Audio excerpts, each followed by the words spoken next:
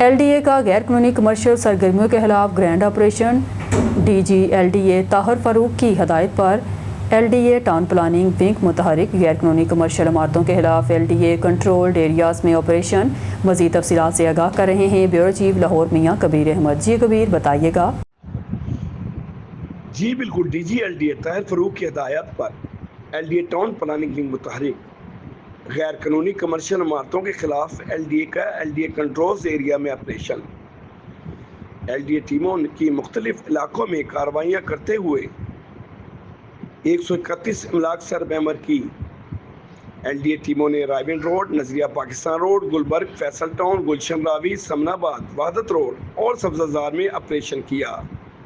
غیر قانونی کمرشل استعمال اور کمرشل فیس عدم ادائیگی پر رائیون روڈ پر 49 املاک سربیمر کی گئیں۔ ٹیموں نے غیر قانونی کمرشل استعمال پر فیصل ٹاؤن اور گلبرگ میں 25 املاک سیل کر دیں۔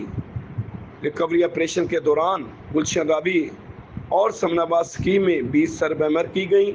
ٹیموں نے آپریشن کے دوران نظریہ پاکستان روڈ پر 25 املاک سربیمر کر دیں۔ غیر قانونی کمرشل املاک کے خلاف کارروائی کے دوران وحدت روڈ، علامہ اقبال ٹاؤن اور سبززار میں 12 املاک سربیمر کی گئیں۔ سیل کی گئی املاک میں نجی school, college, bank, bakery, clinic, beauty salon, workshop, food point, property office, دکانیں، دفاتر و دیگر شامل ہیں۔ Operation chief town planner 1 Asad Uzzaman اور chief town planner 2 Azhar Ali کی زیر نگرانی LDA ٹیموں نے کیا۔ آپریشن سے پہلے ان املاک کو متعدد نوٹسز دیے گئے تھے۔ جی